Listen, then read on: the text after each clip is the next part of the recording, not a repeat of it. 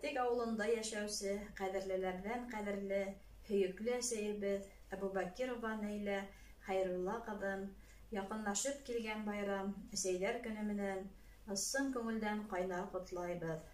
Кадерле әсәебезгә һаулыктың ныклыһын, гомернең олонын теләйбез.